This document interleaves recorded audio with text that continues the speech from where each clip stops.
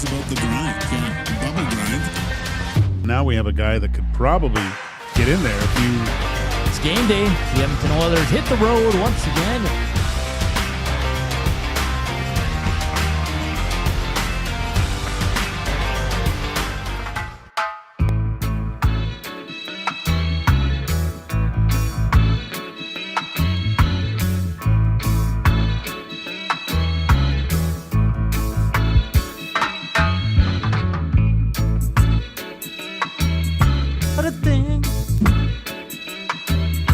Cause every little thing is gonna be alright. Don't worry about a thing. Cause every little thing is gonna be alright.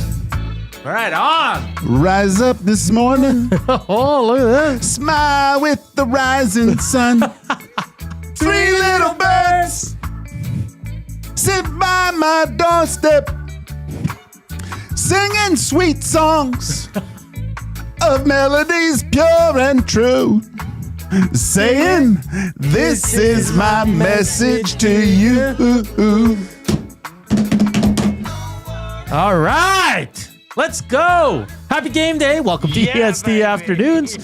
From the William Huff Studios here on the west side of the city, it's Edmonton Sports Talk. That was not planned, actually. No, that wasn't. Good job, Gage. I didn't know you. I didn't know you knew that. The lyrics, great tune. I know all Bob Marley songs. Oh, What are you so talking good, about? man. So, because we wanted a feel good song, so Koob and I were like, let's start that with the intro. I didn't know you were going to start singing. That was awesome. I got a. You're looking for backup singers for your next performance. That I was got great. Holy Wow. smokes. Well done, everyone. Edmonton's next. What are those? I don't watch those shows, those singing shows. Oh, either do I. Hate them. I mean, I remember the first one. I was actually in the UK when that first American Idol, or it was like British Idol or whatever it was. Was it called British Idol? And then it came to the US after. It was huge. Like the first ones were good, but then now you got they're watered down. Now you got all these different ones, and yeah, it was amazing in the UK. And even the first, what was Kelly Clarkson? Was she the first winner? I think she was. Because then it was Ruben stuttered. Yeah, the second year. Yeah, I think you're right. And then another girl won, and she's pretty famous now too. Hudson, I think. Yeah, Jennifer Hudson. Jennifer. And who's married to the hockey player? The hockey player. Yeah. She didn't win, but blonde Nashville country singer. Yearwood. No. Not Yearwood. What's her name? Underwood? Carrie Underwood. Yeah, she's Underwood. married to Fisher. Okay. You're loud there. Oh, it's the Wirecast. Sorry. No worries. It's good. I sound omnipotent in that. Yeah, I don't watch them anymore. I just, they're kind of the one. What's the one where they turn around and sing? Oh, the Masked Singer. Not the Masked Singer. It's like they're all sitting and they wait to. The Voice? The voice. There we go. I find the Masked Singer stupid. Well, yeah. Because how am I going to guess who's singing? Like, that's next to impossible. It could be anyone. Yeah. I don't watch a lot of reality TV anymore. I don't either. I was a big Survivor guy, Big Brother. I just can't do it anymore. Well, now I look at it, and the only actually I do watch reality, but only one show, my wife and I, and it's Alone, because it's fascinating. Nice. That's it. Jen says, love it. You might Laura says, do that every day. Geez, that isn't too bad, boys. Sing it, Gager, says Mitchie. Big Uke says, let's go. Grant says, please kick off every show like this. He says, just tuned in. This is awesome. Good job, Gage and Hernan. Hey, Koob was in there too, man. Yeah. Yeah, you got me inspired, man. Like even watching the video yesterday, you were so into it. Looking back on that, like you were dancing, I didn't know I was that into it. Everyone's saying like, Gage got really into it. I go, no, I didn't. But then I looked, I go, gosh, what am I doing? Yeah. Fired everybody up. It was great. It was the power of music. Because Koob knows his music, man. Does he? Yeah. Well, he sang like, because I know the vert, like the hook, like don't worry. Yeah. But once I get into the dicey parts, like you and Koob knew it, I didn't know. Oh, you didn't know that? No. Really? This is my message. Oh, yeah. Yeah. So I didn't watch that Bob Marley. They had a movie. I think It's pretty good, actually. Is it? Yeah. Yeah. The guy does an awesome job. Really? Yeah, it's really good. I mean, I listened to Ziggy and stuff. Ziggy's good. Ziggy was There's good. a bunch of them. Ziggy. Wasn't he married to Lauryn Hill? One of them was. Okay. Yeah. Max Business says, I'm surprised Gager doesn't watch Top Chef. Those are okay. I you know what? I watch some once in a while Beat Bobby Flay. I find those ones good. Those are good. Yeah. Those are really good. All right, this is EST Afternoons. Let's hammer those thumbs up. We're at 32 already, 7 minutes in. Let's keep those numbers growing. Let's get to over 100. Yesterday, we broke a record, 254, I think, was the final tally. Record day for EST in terms of the thumbs up combined. So great job, Nasties. Really appreciate it. Hit us up on the Nasty Chat. Slam that thumbs up. If you haven't subscribed, hit the subscribe button. Hit us up on the River Cree inbox, 780-218-9999. On the show today, we will have Heat and Smoke, another round of trivia from our guy Koob, who always brings great questions. They're tough. I had an LA guest lined up. I screwed up the times. Unfortunately, he can't join us because he's doing his own show. So DVD, who's in LA, will join us at 2:40. He has to join us late because he's doing both practice mornings or afternoon skates, whatever they are, and some writing and some interviews. So 2:40 for DVD as we tee up Game 5. Big game, man. Like this is it. I was talking to Trev out there. He says he's really nervous. It's 1 o'clock and 7 hours away, and he's already feeling the butterflies. Gager, this game is man. I truly don't know what to expect because I think LA's been the better team throughout the series, but the Oilers just keep finding a way, man. For more time, they've been the better team. So, I mean, how many periods of hockey have we seen so far? 4 games plus the 13. So they've probably been the better team for what? What would you say? 11 and a half of those periods, like almost. It's crazy to think, and to have it 2-2, and that's probably why you're giving the Oilers the benefit of the doubt. That not because the fashion that they've won, but just the emotional toil it's probably taken on the LA Kings, thinking this series should be over right now. Should be. Like worst case here, Gage, they should be up 3-1. Yeah, worst case they should be. Yeah, like they've blown it, and I'm intrigued to see if they have a lead today in the third, what strategy they put out there. Are they going to continue to sit back and let these guys cook? Because that's what they're doing. They're letting the Oilers find their game. And you're getting a heavy dose in the third period when the Oilers are down of 29-97. It's not a smart strategy. It was weird. I mean, it probably the overtime period in the last 10 minutes of the third of last game was due more to fatigue of the LA Kings, but through the regular season they were the type of team that were comfortable in those those low scoring 1-goal games, and that's where they feasted, and their patience of kind of waiting out another team. And now it's that patience is kind of whittled away, I think, a little bit. And that bodes well for the Edmonton Oilers. But they have to have a better start, man. You can't keep chasing. You can't. Yeah, it's exhausting chasing the game. And from what you saw, you want to have the Kings try to push a little bit more. Yeah, I don't even know. Do you? Do you want them? Don't you want the Kings to kind of have the lead? I do. Sit back and try to. Because if the Oilers have the lead, I have no idea how they're going to play. No, well, the Oilers just keep going. Yeah, like they which I think I like. I don't like sitting back. Not like the Kings do.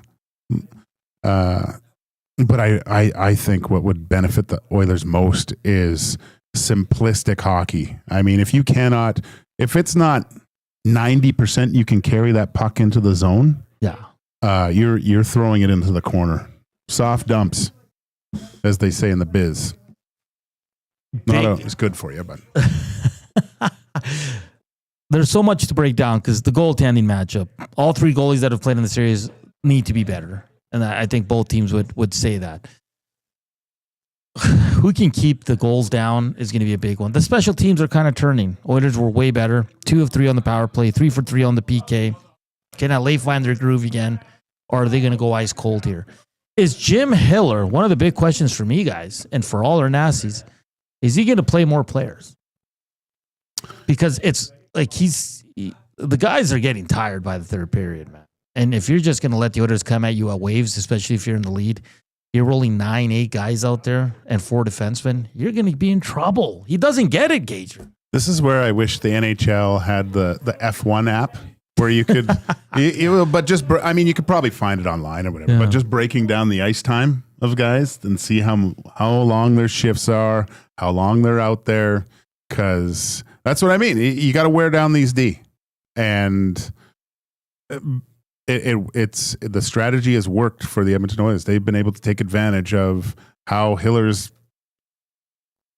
implementing his lines. The Oilers are a deeper team, and just to have 5D makes such a big difference. Yeah, and he talked about Emerson yesterday, saying it had nothing to do with his play. They were just looking for offense, and he wanted to roll with the 5 guys to get him as much ice as he could. Well, Klingberg's allowed them to do that too. Yeah, and you're right there, because the Oilers are rolling 12 forwards. Some guys miss a shift here and there, sure, and they're rolling 5D, which is it's a huge difference when you're rolling 8-9 forwards and 4 defensemen. Oh gosh, yeah. So especially if you get extended offensive zone time, and if they're shortening the bench, they're getting in there and right back out. They've got no juice to counterattack, right? I just think, and I'm looking at the LA's point of view, like, Hiller, roll your 4 lines. Until that 4th line costs you, who cares? Yeah. Get them out there for 30 seconds, but get them into the game, because then you go into overtime, you're like, well, I can't play this guy. He hasn't played in 2 hours. Do you know what I mean? Like, keep him, like, no one's saying play him a regular shift maybe, but you got to give him 2 shifts at least per period. Maybe you'll see that tonight, just having last change, where he can see if the Oilers put out, okay, I'm going to throw out my 4th and see what happens. Yeah, it's I mean, you can, and if depending on where the face-off is, right? I think in the neutral zone, you can just go strength for strength. Maybe in the defensive zone, you throw Kopitar out there to take the draw, or Deneau, and then once they gain controls, change, blah, blah, blah, whatever, right? But no, it's going to be it's funny how a lot of times watching games, where am I most fascinated? And I usually look to the goaltenders, right? Just being an old goalie and stuff, and then it moves on to the players and stuff. But actually, the coaching matchup and who they're putting out there, who they're trying to. That's what I'm going to be watching probably more than anything tonight. Yeah. Yeah, like pregame's gonna be awesome, because we're gonna have DB joining us. It sounds like Hiller and him squashed the beef too. Oh, did they? That's what he put on there. Like, it's all good between them. He's just obviously he's hot after the game. Emotions are high, and I think it was a fair question, because DB goes, "Well, it's happened 3 times, man. Like, do you want me not to ask you this?" Like John Cooper yesterday wasn't having it with the hits question. Yeah, he just said enough is enough. Like, what do you think? He said. Why don't you answer the question? That was a vicious hit. Like I said, that Ekblad should be suspended 2 games, just because he should have been gone for the rest of that game and should have got the next game. Do you want to see it again? Sure. Koob, can we get it up? I was actually watching it. I had to drop my daughter off, and there's a nice little establishment where I could go sit and watch it. Yeah. And here it is. Like that's a suspension. I'm looking at the ref. Like, where were you looking? He obviously took his hand off, but just boom. But here's where it's bad. It's okay, but he wasn't expecting it. The one that knocks you out is the one that you don't see coming. Like, he probably expected the hit, but not the forearm shiv to the face. And then he hits his head. Kind of hits his head too. So it's a double whammy. That's good, Coop. Thank you. The most frustrating thing about that whole scene was the guy next to me at the was looking at his phone, but he was like on TikTok or something, and the volume was so loud. I'm like, what are you doing here? And I was this close to saying something. It was driving me crazy, because I was trying to watch the game, and it was so frustrating. But then he turned it down. That and the people that talk on speakerphone in public. That's weird. Yeah. Like put a headphone in, or FaceTiming so I can hear their whole conversation. Like they've got it out in front of them. Yeah. And they're FaceTiming. Come on. Yeah. So Hagel's going to miss a game. I know Ekblad has been announced he's going to have a phone hearing. Phone? Yeah. So it still can be a suspension, right? It. He's probably going to get one game. And they blew that one, man. There's 4 minutes left, and they got scored on in 11 seconds for the lead. But he should have got the rest of that game for the hit to the head and a game suspension. That's what it should have been. I agree.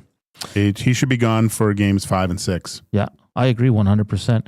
Sailor says, has anyone seen Fergie and Hernan in the same room? They both have voices of angels. I don't know about that. From Black Eyed Peas? Max No, I think Fergie's, what's his nickname? Fergie's prostate? I don't know. Your lady humps are pretty nice.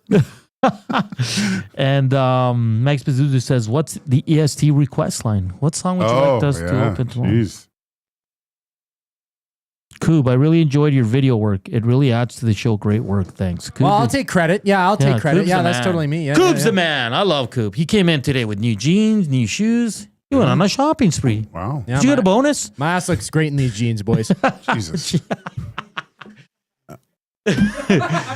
Hey, shout out to Play Alberta, man. Oh, Hey, yeah. Nice new gear. Jumping on board May 1st. Look at Dusty that. made the announcement on the Hangout. You got your hoodie too. Yeah. It's too hot in here to wear it. I'm Yeah, sorry. I got a sweet hat. But it's going to be fun, man. It's great to have them as partners. Like Dusty alluded to, they're with the Oilers, they're with the Elks, and now they're with Edmonton Sports Talk. I did which is check out the awesome. app a little bit. Yeah. It's kind of nice, man. Yeah. Yeah. It'd be nice to see the daily parlays. Yeah, it's going to be great, man. Yeah. Great. So great stuff for Edmonton Sports Talk. We're really rolling here. The playoffs have been awesome. The guys are playing 21, and the ball somehow landed in our studio. Dusty's got new sweats. He's got joggers. They're sweats. All right. He was so happy about it. Hey, Yeah, I hey know. guys, look, I got They're good joggers. joggers. 'Cause a good jogger, you got to show a little bit of ankle. A little bit.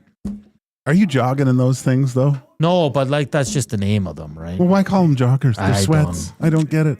You gotta show some ankle. Dusty's not showing much ankle right now. No, there's no ankle. There's no ankle there. But yeah, it's going to be a fun night. Of course, the Reed Wilkins show will go from 3 to 6:30. Then it's the GCL Diesel Oil Stream pregame show with Tom Gazzola. We'll have, of course, Cass, myself, and DB will join us from LA.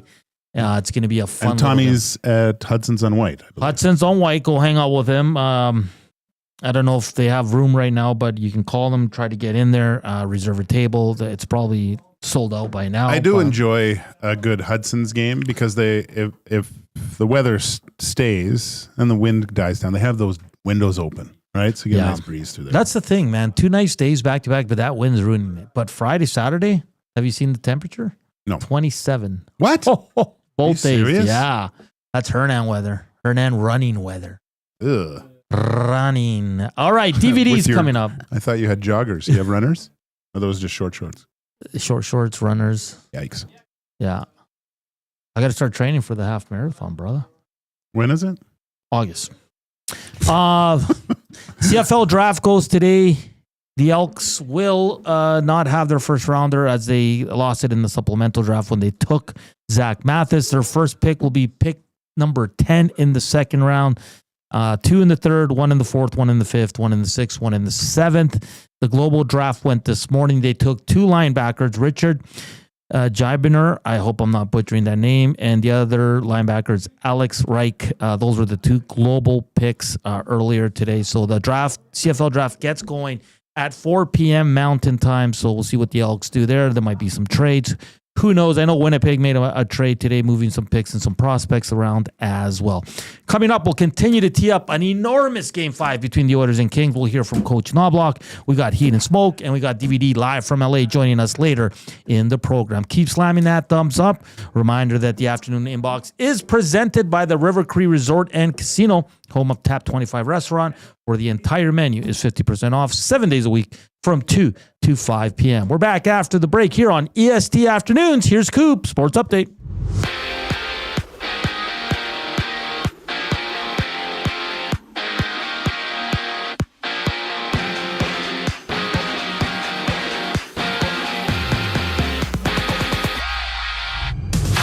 Edmonton visits LA for Game 5. That series is tied at 2 apiece with no road win for either team just yet. Tom Gazzola, Hernan, Salas tee up the action during the GCL Diesel Oil Stream pregame show with Gazzola live on location at Hudson's, Canada's Pub, down on Wide Ave. You can tune in at 6:30 right here on EST or join Tommy on location. And 3 other games are on tap. 2 teams on the brink of elimination. The Sens down 3-1 to the Leafs while the Hurricanes look to take the Devils in 5 games. Elsewhere, the Wild and Knights duke it out in Game 5. That one tied at 2 apiece. And with the global draft wrapped up, the Elks picked 10th overall later tonight in the second round in the CFL draft. Down south, the 49ers have signed George Kittle to a 4-year extension worth over $76 million. And on the court, there's 4 games. The Bucks find themselves on the wall, down 3-1 to the Pacers. The Knicks can take their series against the Pistons in Game 5, while Boston leads Orlando 3-1 entering Game 5. In a full slate in baseball, the Jays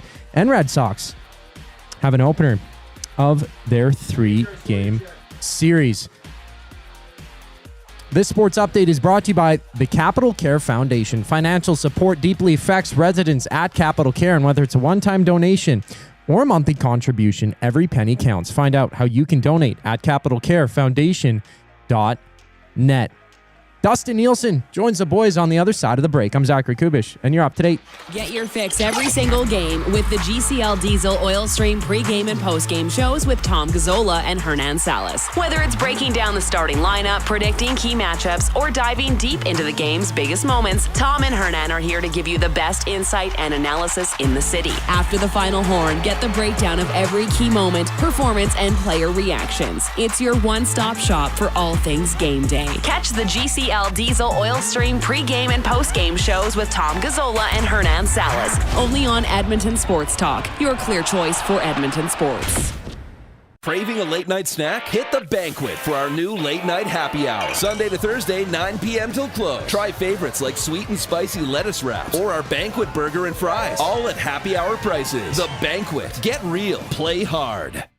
Since 1952, William Huff has been the heartbeat of Edmonton's advertising world. From humble beginnings to a citywide powerhouse, we've been the go-to for signage from print to design and installation. Partnering with Edmonton's top sports franchises and major events, we've helped shape the city's global reputation. Our secret? Unmatched customer service, decades of experience, and a passion for excellence we call the William Huff Advantage. Visit us online at williamhuff.com. Downsizing, upsizing, or staging your home to sell? Sentinel Storage is Edmonton's team for affordable storage solutions. Try 4 weeks free. Details at sentinelstorage.ca. Sentinel Storage, proud partner of the Edmonton Oilers.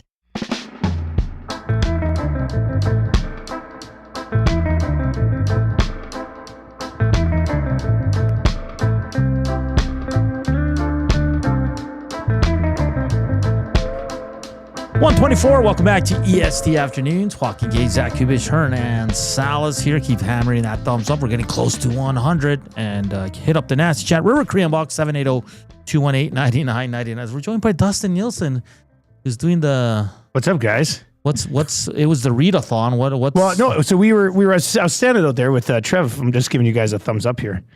63. Keep hammering those things. So I was playing 21 with Trev, and I'm going to be. They scheduled me to hop on Reed's show today at like 5:40, and then Tommy asked me to be on post game tonight, and so we're playing 21, and I was just like, and then we were like, looking at it, we're like, wait a second here, I was on Hangout already today, so if I hopped on your guys' show, I'm on all the shows today. A full-blown Reed Wilkins. Yeah. So as a tribute to Reed Wilkins here, I decided to hop on, see what's up with you guys. I like how you asked me, hey, Gager, is it okay if you... I boss, I didn't want to intrude. I was going to go, you know what, let me ask Hernan and go over it with Zach. I'll let you know. I came in and asked Hernan nicely, too. So you guys are becoming the musical show now, eh? Yeah, well, because we wanted to come in with a fun song, so we got Bob Marley one, and then we just started singing. It wasn't planned. It was great. What? And Gager took over. And then, Hernan didn't know I knew the lyrics to that you song. killed it. I was just like, what are these guys singing? It seems like a really fun show. Oh, boy. Anyway, Hey. thanks for having me. Good news today. I play Alberta. Oh, yeah. Yeah, Great. yeah. And by the way, these hoodies, how comfortable is Oh, this? they're beautiful. This is a nice hoodie. Yeah, we announced multi-year deal with Play Alberta today as not just like our betting partner, but the presenting sponsor of Edmonton Sports Talk. I think they call it a title sponsorship. So Edmonton Sports Talk starting on May 1st will be presented by Play Alberta, which is pretty exciting, actually. Those guys have a good grasp on the province, as they should, with the Oilers and the Flames and the Elks and the Stamps. And it's been something we've been going back and forth on since probably like early November, and finally able to get it done. So it's exciting times. And new hoodies for everybody. Yeah, it's great. like it. Which was nice. Toques too. Yeah, toques. I got a toque. These hats are pretty nice. I like the black on black look. Actually, it looks pretty sharp. So. I was thinking earlier, and I forgot to mention this morning, Dusty, and we were talking about Marshall one day heading this franchise up. Now you with the black hat makes even more sense. But in your next meeting, and you're thinking of taking him to the meeting, you should pull full Elon Musk and just put Marshall on your shoulders and walk into the meeting. Oh God, I don't think I could put Marshall on my shoulders. You'd be so tall. First of all, he was always scared of going on my shoulders, even when he was little. And second of all, he's like 115 pounds. Like there's no way he's going. He comes up to my chest. I can't put him on my shoulders. But yeah, he's funny. Like, yeah, I told that one story this morning on our show where I wasn't home last week. I was at a meeting, and I can't remember which one it was. But Marshall asked Tammy. He goes, "Hey, where's Daddy?" And she's like, "Oh, he's at a meeting for EST." And Marshall goes, "Good. Anything for that company I'm going to take over one day." Like he's just adamant on.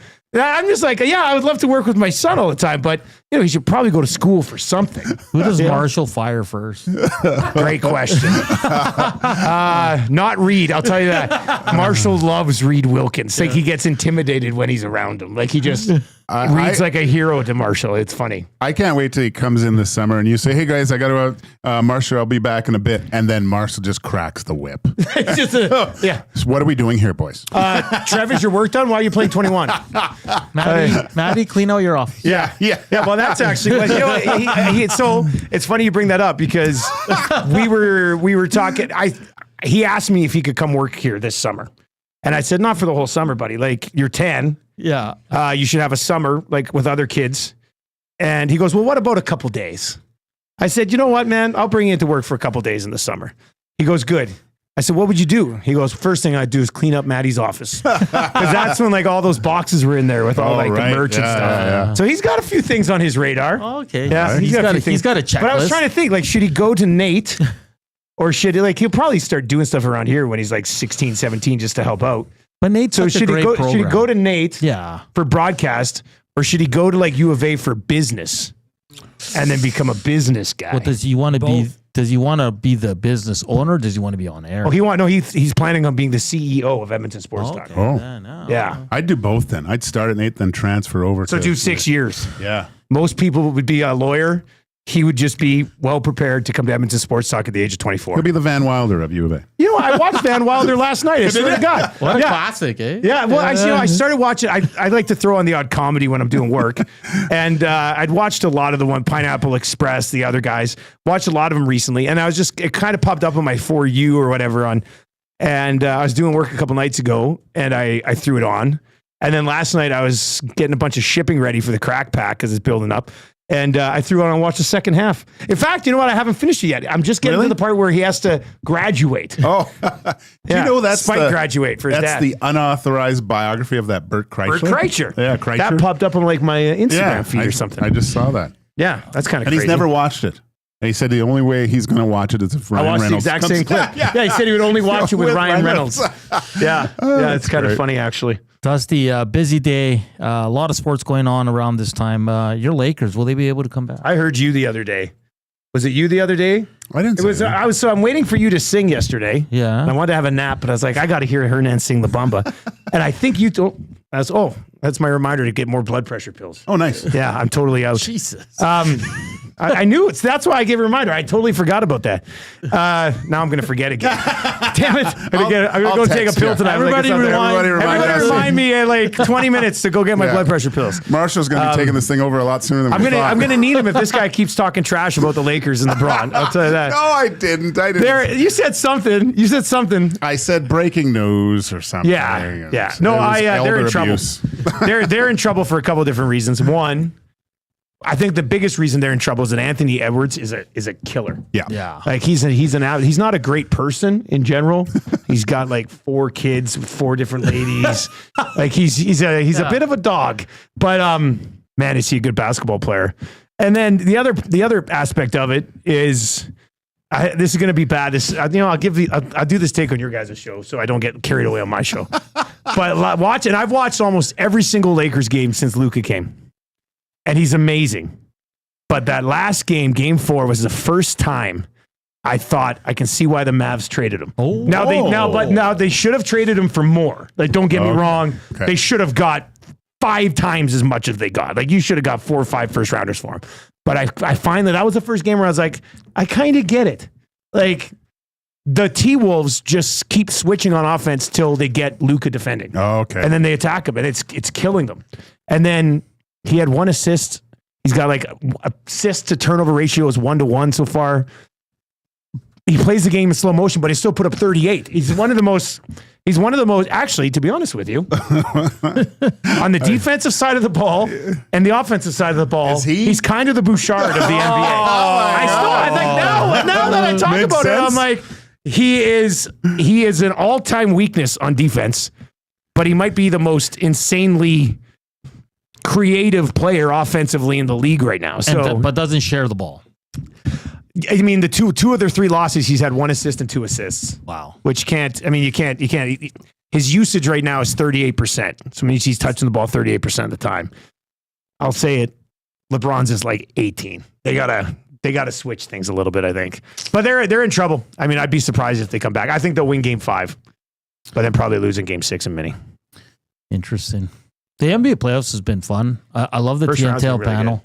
I love what Charles said yesterday. Stop fighting, acting like tough guys. Like, just play basketball. Because that Houston game was so stupid. Oh, okay. Because he goes, no one's going to throw a punch. No one's going to fight. James Harden threw a punch. Yeah, but then, that Nuggets game. And hide behind all his teammates. Like, listen, Draymond drives everybody crazy.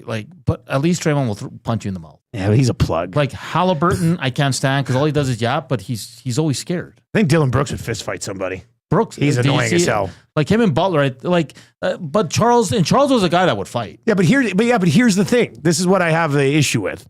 Is that all these guys, Charles included, talk about, the 80s were so rough and tough, and now they're bitching about guys getting physical in the first round this year? Like, you can't have it both ways. No, because I think it's different because back then they would actually scrap. Like, the Pistons would fight. The Knicks would fight.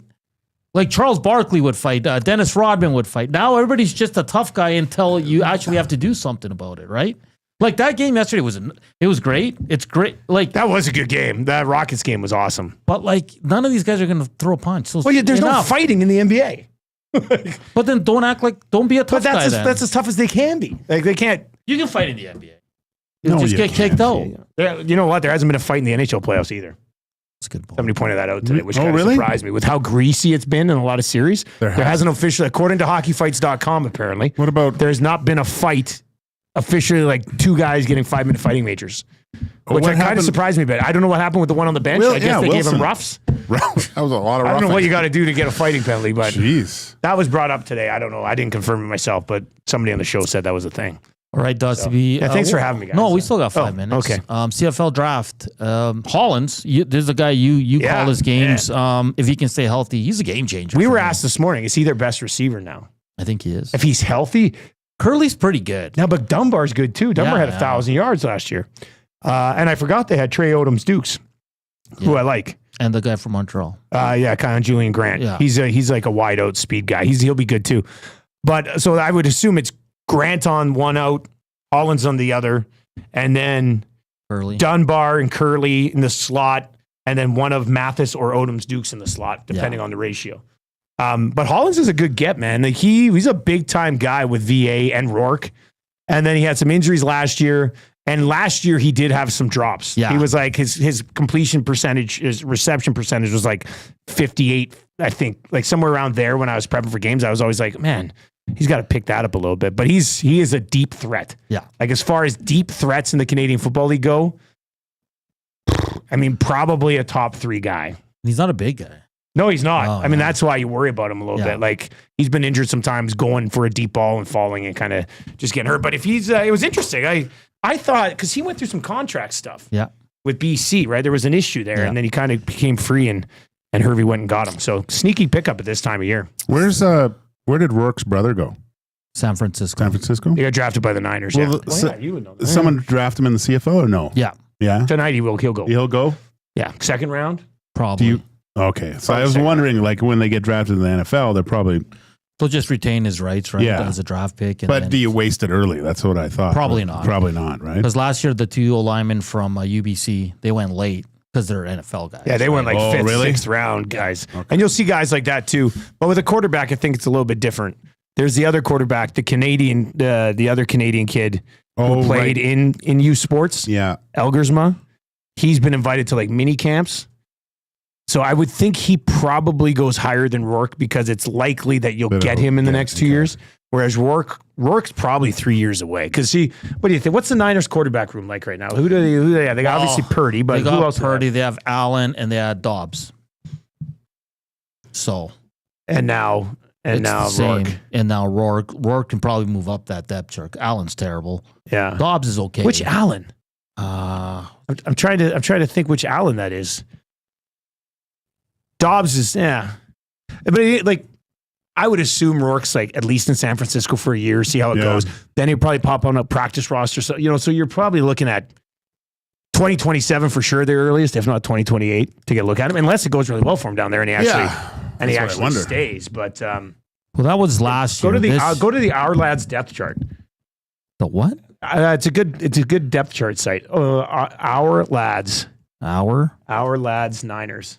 Yeah. This is a good depth chart site. It's look at there you that. go. Click on that one. So that'll lay it out for you. So now they got where's the QB here?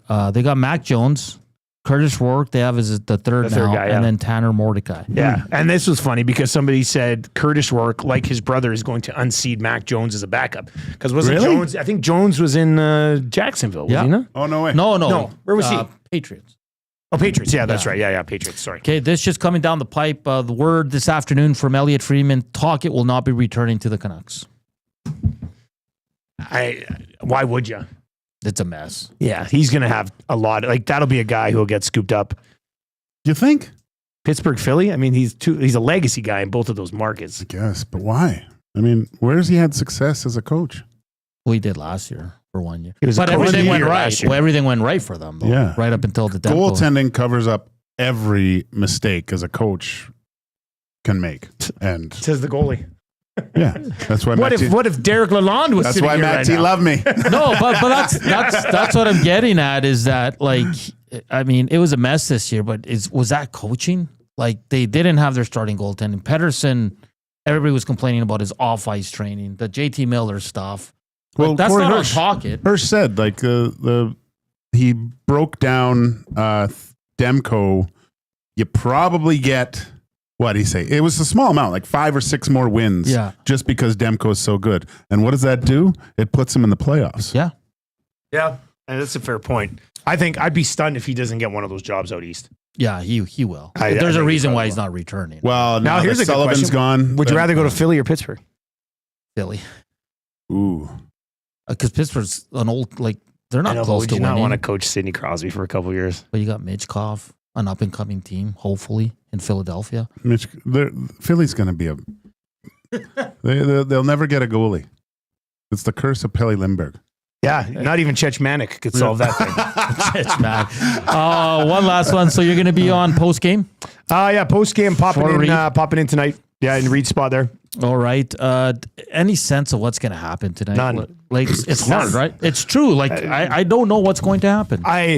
I'll tell you what my gut says. I think the Oilers have their best start of the series tonight, which might be the hottest take of all time because now it wouldn't have to be a great start to actually classify as their best start of the series. But I don't know how. Isn't that just a start? Just show up? Yeah. I don't know. It's the playoffs, right? I know. I think they get a couple early tonight and win this hockey game. But I said that I thought for sure they were going to win game 2. It was just okay. Don't worry, they're going to get it. and they didn't. So maybe I'm wrong here tonight. Maybe the Kings at home are legitimately that good, but they got to show up. The good sign is I brought my lucky hat for pre and post. So, Did you? Yeah. They lost last time with that hat. Yeah. What did you have for the 2 games they won, Hernan? I don't. Good question. You should do whatever you did for those. Yeah, Those are the ones I didn't they bring won. that hat though. Yeah, he said it was a lucky hat, and they lost. And now he brought it back. I just want them to win so I can hear La Bamba tomorrow. Hey, quickly, I'm getting really sick and tired of this Tecmo League stuff. When's it going to start? Well, do I need to initiate the draft, or is Matty going to initiate do. the draft? Okay, I'll initiate the draft. We'll get the draft order set on our show for the 3 new teams, and then I think we have our draft order set from the old teams. And then after that, it's on. I mean, we draft, we get the order, we draft the teams. And I was thinking about the draft. Once we have the order, we'll just put that big old board we got in that other room over there. And team, you can just slot in your picks when you go along, and then we do I'm the just league. sick of wasting good games in the preseason. You're sick of it. I'm sick of it. I'm the number 1 ranked player right now. I mean, we should probably have this league start right away. Oh boy. Okay, we got to get Uke here, and when everybody's here, we do the draft and we start the season. Like, this is getting ridiculous. There could be a window right in there where we could hit that one day. Like with everybody here at the same time. Yeah. We could do a 100%. draft. Like if you came over after his show, and then right after like the hangout, we bang through it maybe. Are we streaming said draft?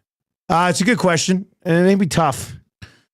Might be tough if we're just going to do it here. I don't want to have to set up like 9 cameras just for a Tecmo draft. And I don't think anyone really cares. No, people will Just care. for a Tech. Tecmo Maybe draft? we got like 25 people signed I'll up on our Twitch account just waiting for the league to start. I'll just go live on Facebook Hey, Live. you're not in the league. Yeah, you can just go Facebook Live. Yeah.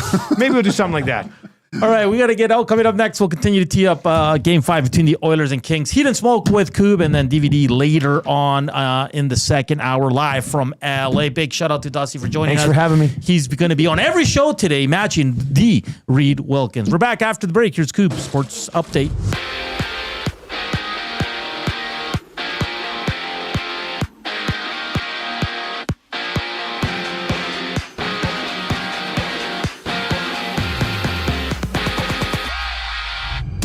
Oilers Kings Game 5 goes tonight with the series tied at 2 apiece. Catch the GCL Diesel Oil Stream pregame show live from Hudson's Wide Ave with Tom Gazzola and Hernan Salas. Tune in at 6:30 only on EST. And 3 other games are live around the league, or on tap around the league. Devils look to stay alive in Game 5 against the Hurricanes, while the Leafs hold the Sens 3-1 entering Game 5. We also see the Wild meeting the Knights in a 2-2 series tie. From Florida, Aaron Ekblad of the Panthers has a hearing set with the NHL's Department of Player Safety for elbowing Brandon Hagel from the Lightning last night. That rules the Tampa forward out for Game 5. In the CFL, the Elks picked 10th overall in the second round of the draft tonight, with Calgary having the first overall pick. From San Francisco, George Kittle has re-upped with the 49ers on a 4-year, $76 million deal. On the court, there's 3 teams on the brink of elimination, with the Pistons down 3-1 to the Knicks. The Pacers up 3-1 on the Bucks, while the Magic trailed the Celtics entering Game 5. Baseball has a full slate. Toronto and Boston kick off a 3-game series. This sports update is brought to you by Windsor Plywood Leduc, locally owned and operated since 1993. They're more than just plywood. They offer everything from doors and flooring to decking, fencing, and custom millwork. Windsor Plywood Leduc. They're the experts you need to know.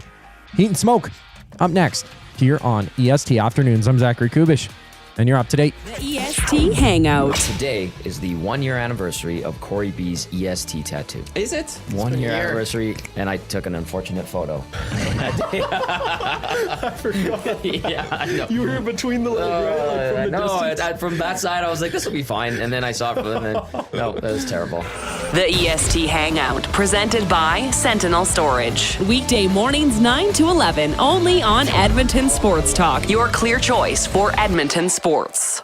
Your home for great performances is the River Cree Resort and Casino. My mother used to let us not lock the doors. She's like, if you're locking the doors inside of the house, it means you're doing something you shouldn't be doing. Yeah, that's why we lock the doors. Host of the Bad Friends and Whiskey Ginger podcast, don't miss Andrew Santino, Freeze Peach, live at the River Cree May 22nd. Michael, what are you doing? We have locks on the outside of the house to keep criminals from coming inside. There's no criminals inside of this house. Yes, there are, Karen. Get your tickets at rivercreeresort.com. Excitement, bet on it. Hey Edmonton, ready to take advantage of lower rates and better pricing? South Fort Chevrolet in Fort Saskatchewan has you covered. From rugged trucks to sleek SUVs. And with over 40 years in business, you can trust that you're getting the best deal on your new ride. As the proud title sponsor of the Nielson Show, EST listeners can drive a little to save a lot with South Fort Chevrolet's transparent pricing and down-to-earth sales team. Visit us today in Fort Saskatchewan or online at southfortchev.com. Looking for quality building materials and friendly advice? Visit us at Windsor Plywood Leduc, family owned and locally run since 1993. From interior materials for doors, flooring, baseboards, and all the finishing touches to all you need for your outdoor projects like cedar lumber for decks and fences, plus all the plywood you'd need. Our full-time on-staff carpenter can help with anything odd-sized or custom, and from domestic hardwoods to exotic selections, we've got you covered. And if we don't have it, we'll track it down for you. Windsor Plywood Leduc, we're the experts you need to know.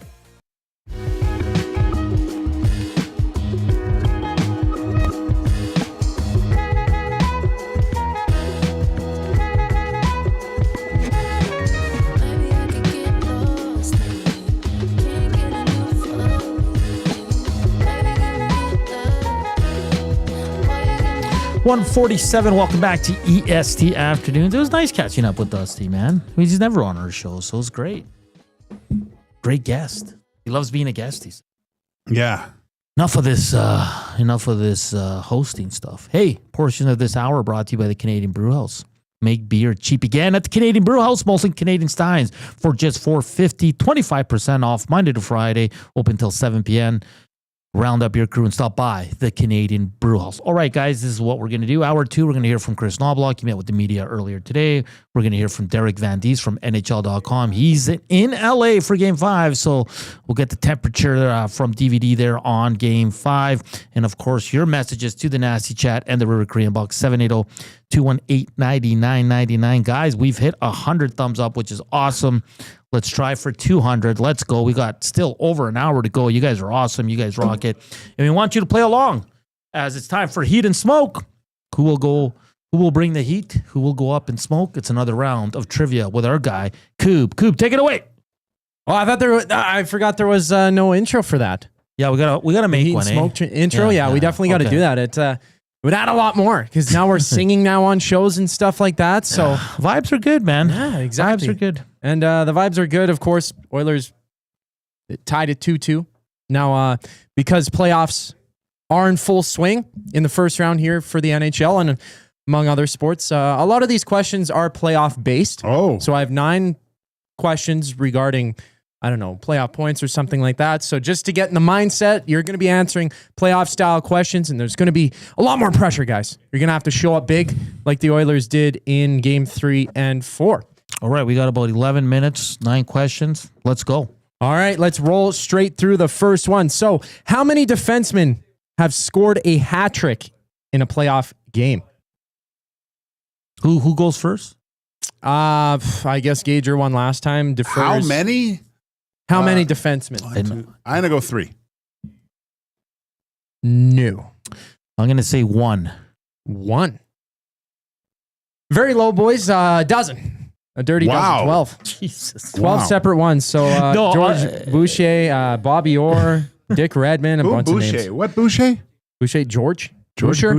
Boucher? I don't know. I mean, that's back in 1921. Desjardins, right? Oh, right. Yeah, you had the one in the... But didn't they say Montreal Canadiens? Didn't they say on the broadcast he was the only defenseman who scored one in the playoffs? Oh. That's why I said 1. Because Bush was almost going to do it. I thought Coffey had a hat trick in the playoffs. Nope. I'm on the NHL record books now. It says scoring by defenseman, most goals defenseman playoff game. The most goals by defenseman in playoff game. There's 12 of them. Yeah. Brian Leach was up there. Gary Suter. Al Iafredi. Really? That's what it says here, at least on the NHL record books here. Okay. Question number 2. Yeah, this goes to Hernan, right? Yeah. This one's you. Yeah. Who has the longest playoff point streak through multiple playoff years? So not just one playoff season, multiple playoff years, so it can carry over for quite some time. And it's active right now? You can't ask. That's a valid question. No, I need some context to it. This is all time. Oh. A lot of these are all time. No, longest, I'm going to say the magnificent one, Mario Lemieux. Mario Lemieux. I don't see his name up here actually. Well, no, he's 15th. He has a 15 game. Gee, that's pretty good. Yeah, pretty decent. I'm gonna go with Joe Sakic. Joe Sakic. I don't see him up here on the list. Can we go back maybe once or twice on that? One more guess. One more guess each. Wayne Gretzky. Wayne Gretzky. He's third. He has a 19 third game point streak. This person in first place, 27 games. So it was a team that was Stan Mikita. Stan Mikita. That's a nice pull. Brian Trottier. Oh, 27 games from 1980 to 82. That won a ton, right? Yeah, he had 17 goals and 26 assists, 43 points on a 27-game heater. Gordie Howe had 22 with 32 points. Okay, question number 3. So Paul Coffey has the record for the most points by defenseman in the playoffs through 18 games in the 1984-85 season with the Oilers. How many points did Coffey have? 38. Nope. 27. 27. I'll give to the closest. You were 1 point off. Oh. He had 37 points, 12 goals, 25 assists in 18 games. Brian Leetch, 23 games in the 93-94 playoff season, 34 points. And Evan Bouchard with 32 and 25 games last season. Oh my gosh. So Bouchard, there we go. Yeah, he's Boosh coin. Buy Boosh coin. Buy Boosh coin. It's rise up to the moon. Rise up to the moon. So Gager, you're up 1-0, I guess. Yeah. With that one. All right, boys. Number 4. Who has the most overtime points in their playoff career? Ooh. Most overtime points in their playoff career. In a playoff career? In a playoff career. Yeah. So most overtime points. Tons of games. I mean, you could play in a lot of playoff or overtime games and lose, but you need to, it wasn't Wayne. Be part of the winning goal. Well, they never went to overtime, right? John LeClair. Oh, that was my answer. So that's a poll. It is not John LeClair. He's not top 20. Oh, 93. That's why I was going there too. This isn't in a single season, by the way. This is all time. Like overtime. This guy played 44 playoff games or overtime playoff games, which is a ton. Wow. Which is a ton. He's played for only a couple teams in his career. I'm gonna go with a couple teams who played a lot of playoff games. And this guy only had 14 overtime points through those 44 games, which doesn't sound like a lot, but Peter Forsberg. Peter Forsberg is a really good one. Would be a former teammate of his. Former teammate? I think it would be, yeah. If I'm not completely silly. Was it Sakic? Yeah. Oh. Sakic. Damn it. Yeah. So close. Yeah, so close. Joe Sakic. And then so Adam far. Oates. Oatesy. Yeah, Oates is tied with Doug Gilmour for 9 points there. So do we give that to Gager? The 2 I know it was a no. It was a You're rebound. up 1-0. You're up 1-0. It was a So rebound. who has played the most overtime games in playoff history? I'm not sure if you guys would get this one, actually. It's a pretty deep poll. It's a pretty deep one. Okay, let me preface this. This player has played for 4 teams in his career. Montreal, Colorado, Dallas, and Vancouver. So that's a hint I'll give. So 4 teams, Montreal, Colorado, Dallas, and Vancouver. I'm not actually exactly sure which exact era he played for. I mean, assume it's 30 Colorado. years ago. I think I know. Okay, Gager? I know this one. Shoot, I don't. I got nothing here. Montreal too. Time's up. I don't know. Go ahead. No. Mike Keane. Yeah. Yeah. Wow. Good one. Good Nice one. Nice one. Nice. Let's go. How'd Let's you think go. of that? That's when he gave the teams. Wow, that's pretty a good. deep pull, buddy. Deep Yeah. pull. He played 61 overtime games in the Hated playoffs. that guy. Chris Chelios played 57, and then Zdeno Chara 52. There's no way I was getting that without the teams. But I can't even remember him playing for Vancouver. I think last Maybe. couple of years of his career. Or Colorado. I can't remember. Yeah, well, All right. Question number 6. It's tied 1-1, and we have. Well, can I do the math actually? It's your turn. Properly. Yeah, we got 4 more questions, I guess. Okay. Which player has the most years making it to the playoffs? So consecutive years. Not consecutive years, just most years they've made it to the playoffs, which would Joe Thornton. Joe Thornton. That's a very, very good poll. I see Patrick Marleau up there. I don't see Joe Thornton actually. Joe Thornton is 13th on that list. I am going to go with At 13. Nick Lidstrom. Nick Lindstrom. Yeah, he's 9th. He's made it to 20 seasons he's made it to, well, I guess tied 9th, I guess. It's kind of a, from that 3 to 9 range, they all have 20. Wow. seasons. Who's the number one? That's who I'm asking. I know, but we already guessed. So We'll throw out one more. Okay. Throw out one more. Okay, well, he played for 3 teams, and he was a beast. Absolute beast. One of the best defensemen of all time. For Spronger. No. One more guess from you, Gager. A beast. 3 different teams. He played a lot of hockey. Was it He played a very long time. Yeah. Chris Chelios. 24 seasons. 24 seasons. I should have. He's made it to the postseason. Except for the outdoor game when Babcock benched him in his hometown. All right. All righty. Next question. Oh, I messed up something. Hold on. Oh, I'm fixing it. We're doing it live. Okay. Which team has the most overtime games in a single playoff season? I guess a single postseason would be worded better. Montreal Canadiens. Wow. Yeah. Yeah, that's what I was going to guess. That was 93, man. Nice. Yeah. How many did they win? How many? 14? They played 11 games. They won 10. Yeah, they were. Yeah, and then Tampa Bay Lightning in 1920, they had 9 games as well, won 7. So there we go. All right, which player has the most overtime points in a single playoff series? Sorry. Which player has the most overtime points in a single playoff series? And there's 4 players tied. So there's 4 answers, basically. There's 4 players. You go. No, you won. Oh, really? I got to answer. We're going. Well, I got to go with, John LeClair. It's got to be one. John LeClair. No? Nope. Valerie Pavel Bure.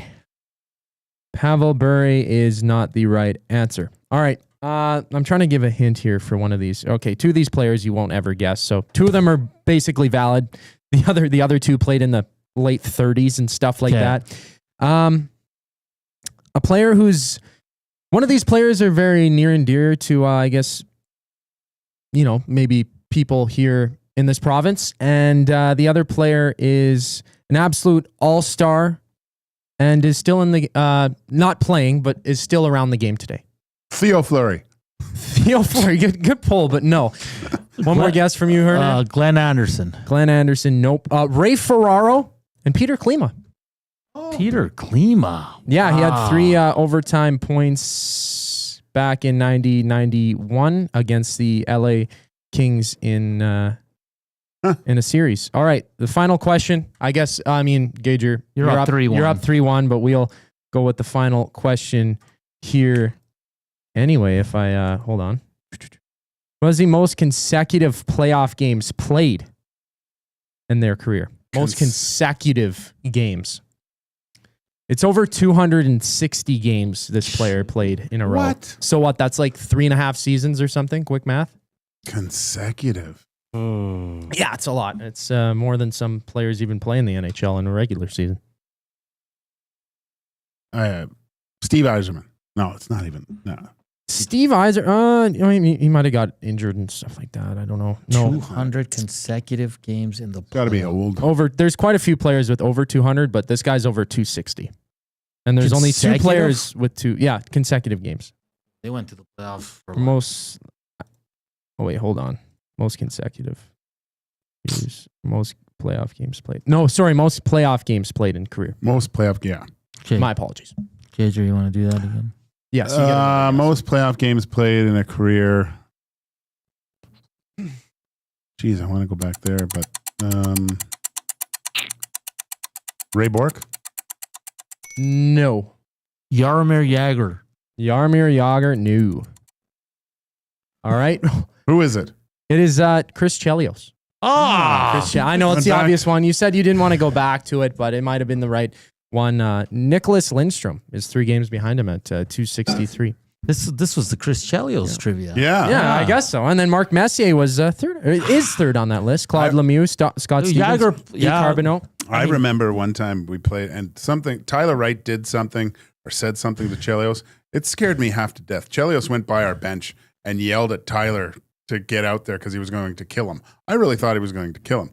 And then we met at a bar after the game, but right by the United Center, and Chelios was already there. And he must have brought his bar gear to the rink because he looked fantastic. But he was wearing a nice leather jacket and jeans and stuff, and it was just this hole in the wall bar. It was a lot of fun, and he was like all apologetic and stuff. He was one of the nicest guys ever. I heard he's nice, dude. Oh, he's an awesome dude. Like an a-hole on the ice, which is fine. Yeah, that's fine. He was a hell of a player, dude. Absolutely.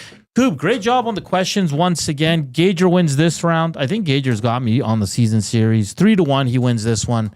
I knew some, but he had the opportunity to answer first. So I love how there's always excuses. But there is. Well, I knew it was a Montreal Canadiens.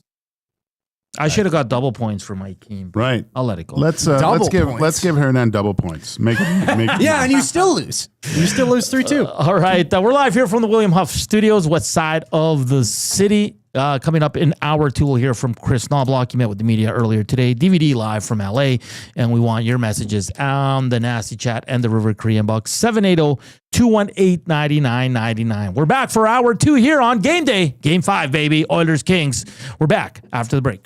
Get your fix every single game with the GCL Diesel Oil Stream pregame and postgame shows with Tom Gazzola and Hernan Salas. Whether it's breaking down the starting lineup, predicting key matchups, or diving deep into the game's biggest moments, Tom and Hernan are here to give you the best insight and analysis in the city. After the final horn, get the breakdown of every key moment, performance, and player reactions. It's your one-stop shop for all things game day. Catch the GCL Diesel Oil Stream pregame and postgame shows with Tom Gazzola and Hernan Salas, only on Edmonton Sports Talk, your clear choice for Edmonton sports.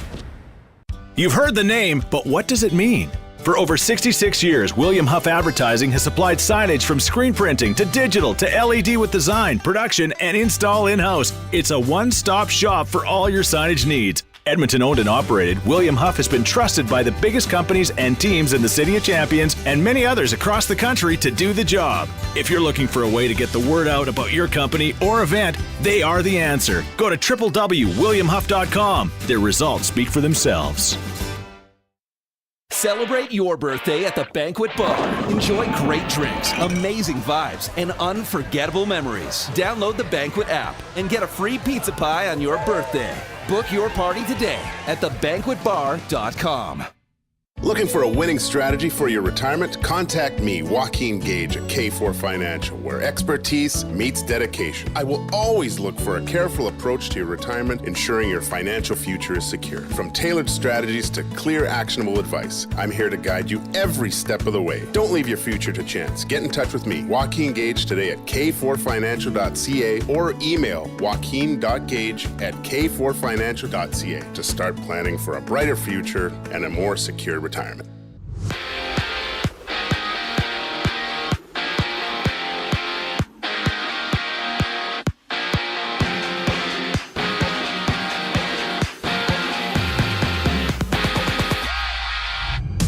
From LA, the Oilers challenge the Kings in Game 5, with Edmonton looking for their first lead in the series. That one tied at 2-2. Catch Tom Gazzola live from Hudson's Canada's Pub on White Ave for the GCL Diesel Oil Stream pregame show alongside Hernan Salas at 6:30, only on EST. Meanwhile, Minnesota visits Vegas with the series tied at 2. We also see New Jersey fighting to stay alive in Game 5 against Carolina, while the Leafs can punch their ticket to the second round, leading 3-1 over the Sens. And after elbowing Tampa's Brandon Hagel in the head last night, Panthers captain Aaron Ekblad has a phone hearing with the NHL's Department of Player Safety. No penalty was assessed on the play, with Hagel being ruled out for Game 5 tomorrow. And the Elks drafted Richard Gibonor, 3rd overall in the global draft, with the CFL draft later tonight, Edmonton picking 10th overall. In the NFL, the 49ers have signed George Kittle to a 4-year extension worth over $76 million. On the court, there's 3 teams on the brink of elimination, with the Pistons down 3-1 to the Knicks. The Pacers up 3-1 on the Bucks, and the Magic trailing the Celtics entering Game 5. Baseball has a full slate. Toronto and Boston kick off a 3-game series. I'm Zachary Kubusch. That was your sports update. The second hour of EST Afternoons starts right now.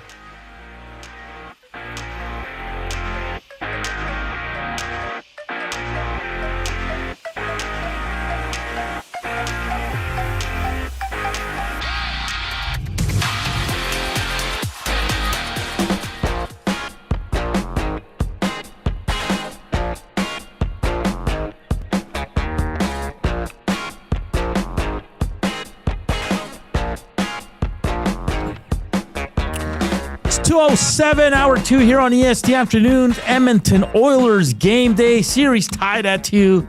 Game 5, baby. What are you expecting tonight? Nobody knows. Welcome to EST Afternoons. Joaquin Gage, Hernan, Salas, producer Zach Koob in the house, live from the William Huff Studios. Like always, hit us up on the Nasty Chat, River Korean Box 780-218-9999.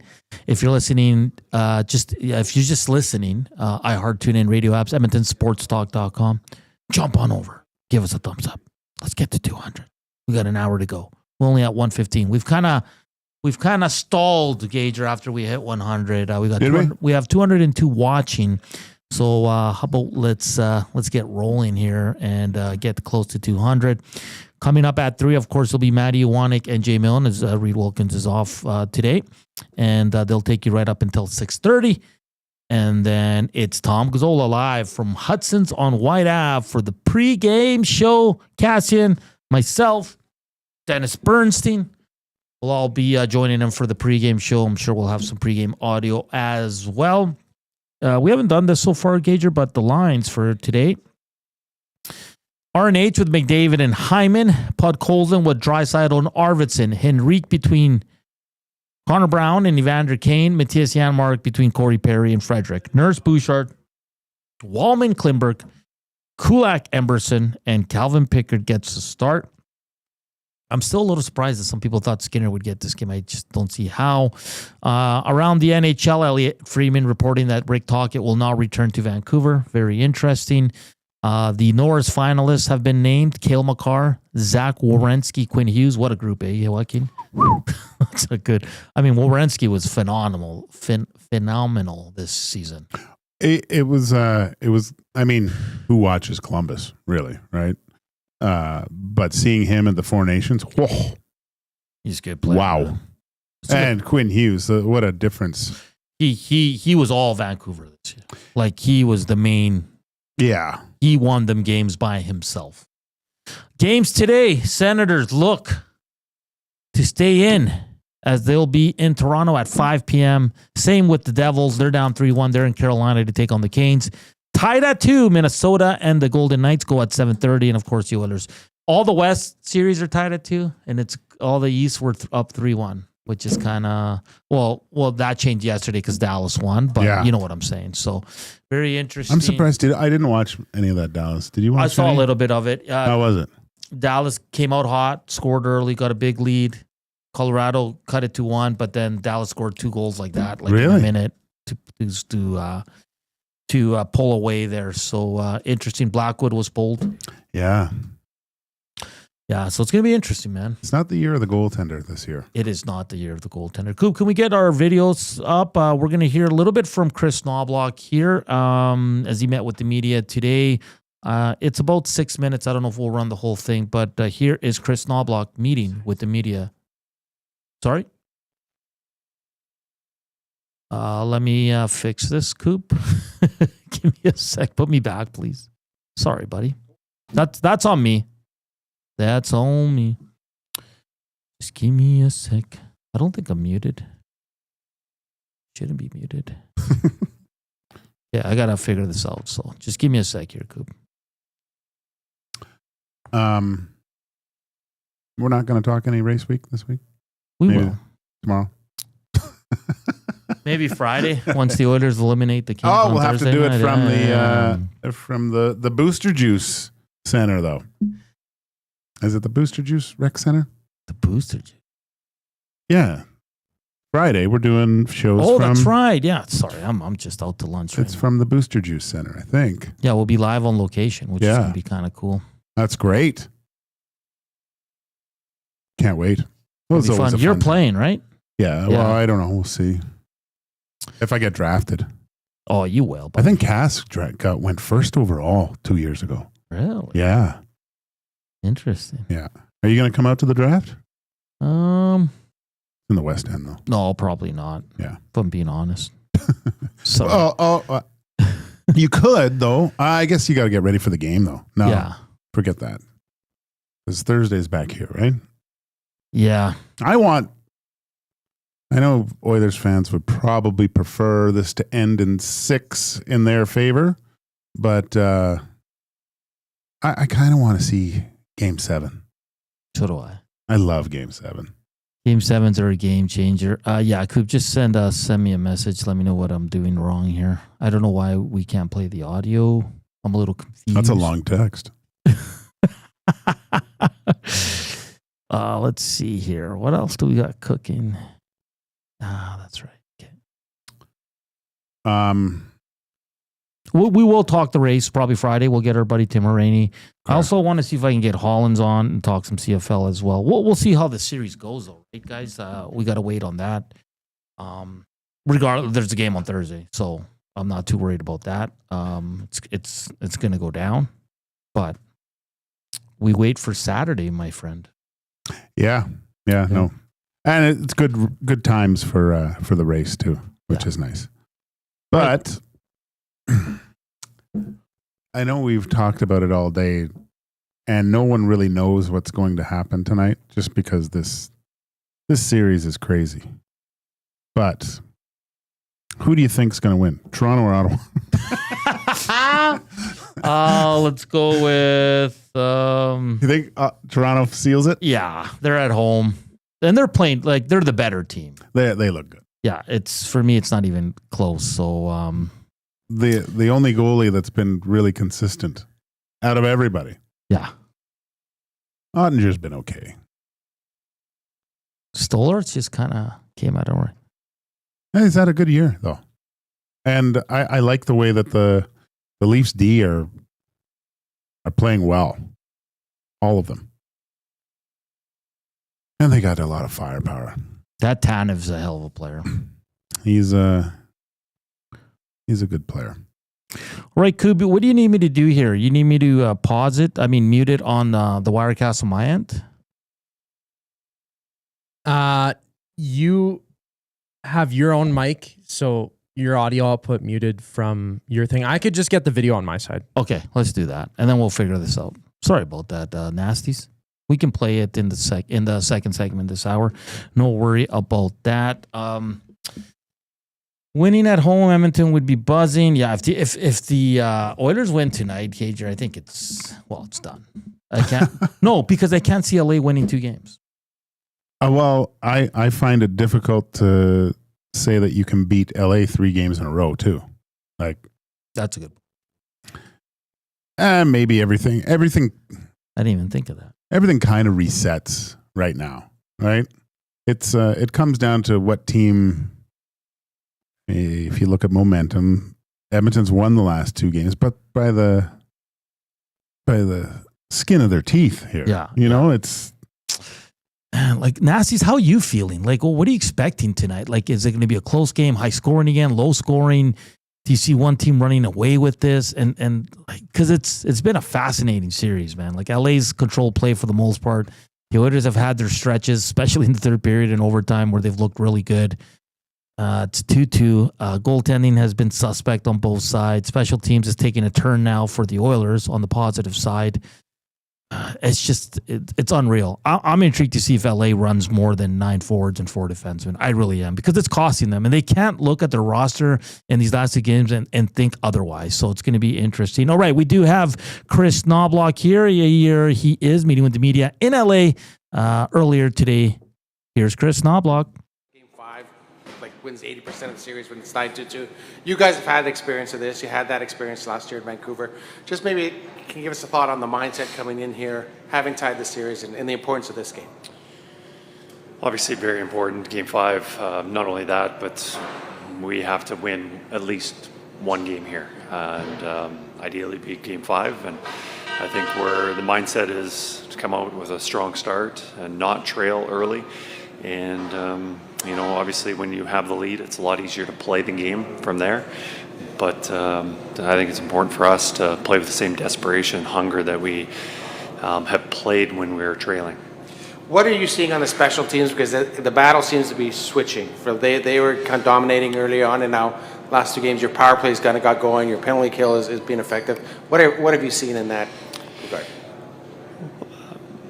It's a lot of it. It's such a short-term thing to say that things are working, not working, because you just look at the goals for and against, and obviously there was a huge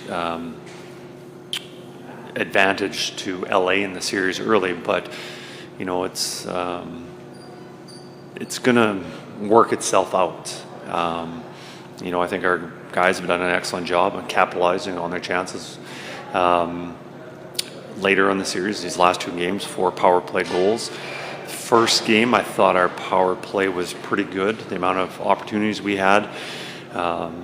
We had some great opportunities to score goals, and they didn't go in. Second game, I thought maybe we didn't execute very well. But I think with our guys, and we've seen it throughout the regular season, where we go long stretches without scoring goals, and it's just a lot of it's luck, a lot of it's goaltending, not being able to put it in. So, I think with the fact that we've scored a couple goals, hopefully we can keep that momentum. We should be feeling good about that. And hopefully we can, dictate the play a little more and draw some more power plays so we can be on that power play, because obviously we know how good it can be, especially in the postseason. Kris, I know you did play the Kings a couple times at the end of the regular season in April, but did it take a little while to kind of get used to their 5-forward power play, and what adjustments did you maybe have to make to, it's a little bit of a different look with them operating a lot of Absolutely, it's a different look. It's, they've had typically a right-handed shot at the point, whether that's been Clark or Doughty, mostly Doughty in the years past. And now you've got a forward back there, but he's also a left-handed shot. I think also a lot of not only the personnel that's being different. I think Kuzmenko's changed the look of that power play also. So we've had to make a lot of adjustments. And, I don't think our pre-scout and our plan has changed that much since Game 1 than it has on going into Game 5. But, I think the fact that we killed all our penalties the other night was, just the details of where our sticks are, but also I think puck clears, not giving those second opportunities, I think was a big change also. I know you understand you have to play kind of desperate going to those third periods when you're down a goal, a couple goals, whatever the case. But is that the style you want to try to play more, from the start of the game onward, or is that kind of more game dependent that you're playing that desperate? I think with the amount of guys that we have, we've got a lot of good hockey players, and I don't think we have to worry about tiring out. I want the mentality of us all always pushing, and we're skating. If we're standing still, it's just not as, it just gives them time and space to make plays, and you're not forcing them into mistakes. I think we can pick up the urgency. I think we can skate a lot faster, and it just plays to our advantage.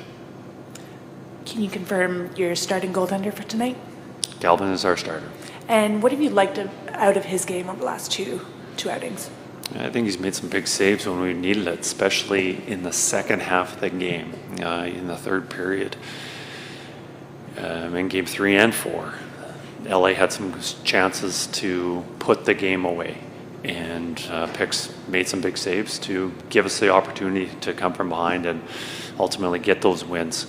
But I like that nothing's fazed him. I think he's given us solid goaltending and making really important saves at key times. Traditionally, this Edmonton-LA matchup is, as you play on, we get a 2-0 game. We get a 2-1 game. It boils down to some tight defensive battles. There's no sign of that happening yet in this series. Do you see that coming? Well, I definitely would assume that the goal scoring would go down. It'd be pretty hard to think that it would stay as high as it has been over these 4 games, especially two teams that take a lot of pride in their defensive play and keeping the puck out. So I would imagine that there'll be some 1-0, 2-1 hockey games later on. That was Kris Knobloch meeting with the media following their skate today as they get ready for a big Game 5. Really not anything earth-shattering there from Kris Knobloch as per usual. Calvin Pickard, we all knew he was going to start. There's no way they're going to. Skinner, he thinks there is games coming in the series that are going to be locked down defensively. I mean, for the Oilers' case, hopefully. Are we going to get the roller coaster of Evan Bouchard? What a ride, eh? Oh, man. Oh. You could have the Evan Bouchard ride at Disney. I think you could. Yeah. You just sit there and watch it. Yeah, it's crazy, man. It's absolutely crazy. Evan Bouchard, he's having an outstanding offensive series once again. Defensively, he needs to improve and quick because he's valuable offensively, man. There's no way around that.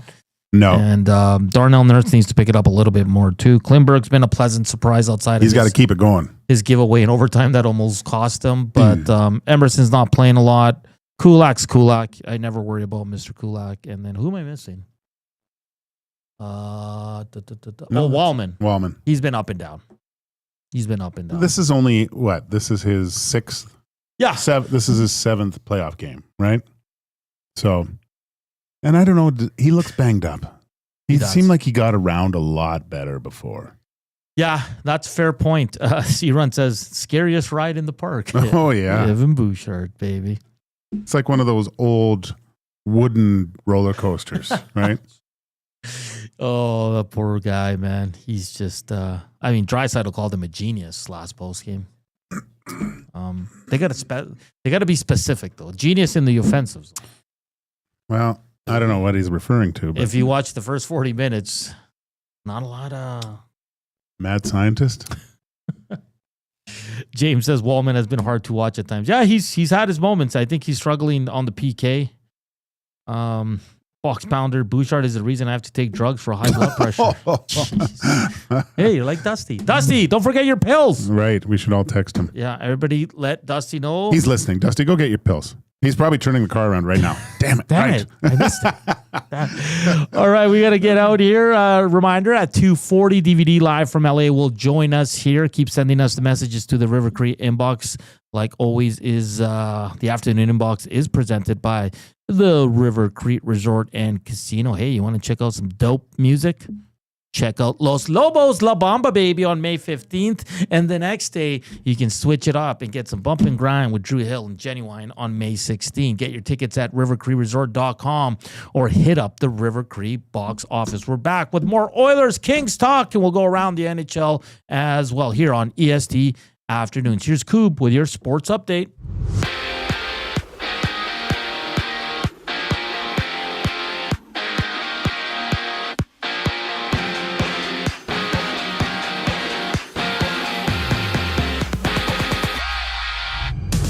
Edmonton hits the ice in LA for Game 5. Oilers Kings tied at 2 apiece. Tom Gazzola, Hernan, Salas get you set for the action during the GCL Diesel Oil Stream pregame show live from Hudson's White Ave at 6:30 right here on EST. Around the league, Toronto host Ottawa in Game 5 with the Sens looking to stay alive before the Devils battle the Hurricanes down 3-1 in their series. And Minnesota then faces Vegas with that one locked at 2 aside. Out west, the Canucks have announced that head coach Rick Tocchet is not returning for next season, with Tocchet spending the past 2.5 seasons behind Vancouver's bench. Meanwhile, the league has announced that the draft lottery is taking place next Monday on May 5th, and tonight the Elks hold the 10th overall selection in the CFL draft, while the Stamps have the first overall pick. In the NBA, 4 games are on tap, including the Celtics and Magic throwing down. Orlando trailing 3-1 in that one. The Knicks then control the Pistons, needing just one win to make it to round 2. And the MLB has a full slate, including the Jays meeting the Red Sox for their series opener. Bowden Francis takes the mound for Toronto. This sports update is brought to you by Gimme Virtual Golf. Whether you're up for a casual round or a serious game, they've got membership and flex passes to fit your style.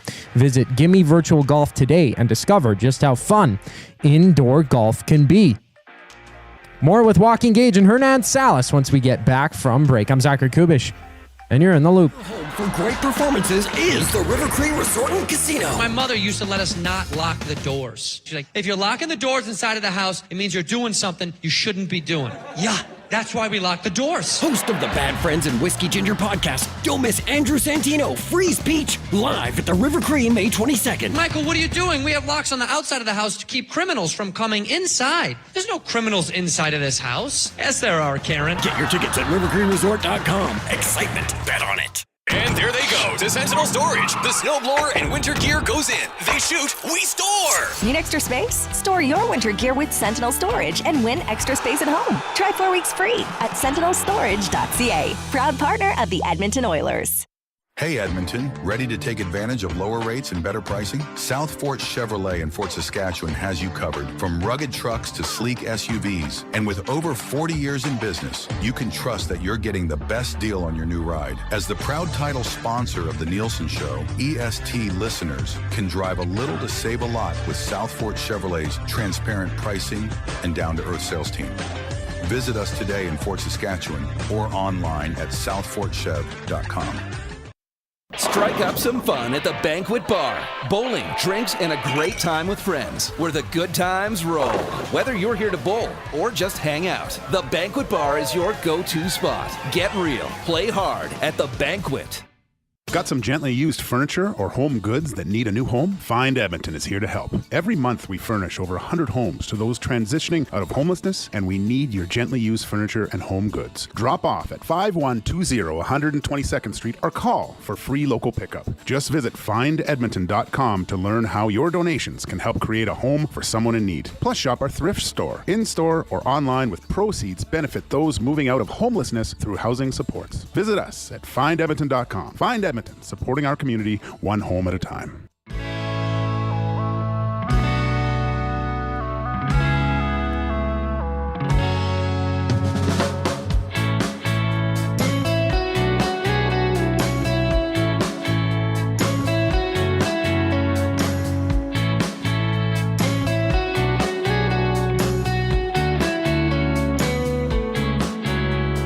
2:28. Welcome back to EST Afternoons. Joaquin Gage, Zach Kubusch, Hernan Salas here with you. Keep slamming that thumbs up.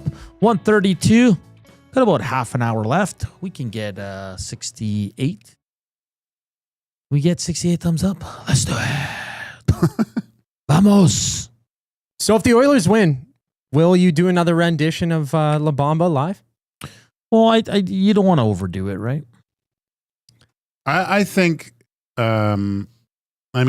initially you said every win, right? But then it worked out that you did it after 2 wins.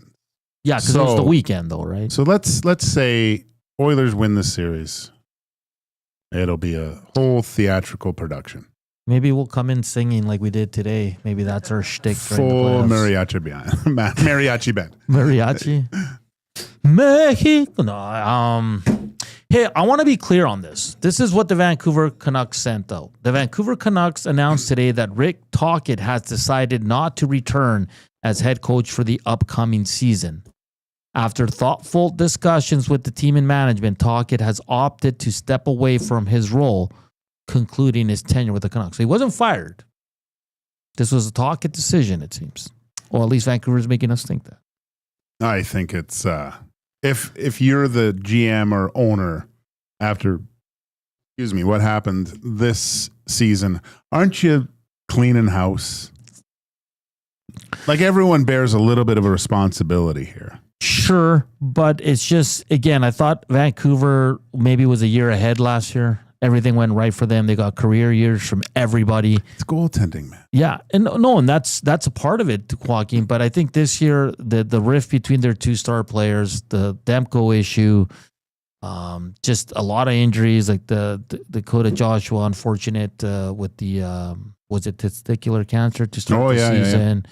Like they had a lot of players miss time. They had some, just things that were kind of out of their like. Talkett and everybody that spoke at the season-ending avail said, we tried everything, guys, to make JT Miller and Elias Pettersson get along. It just didn't work. Yeah.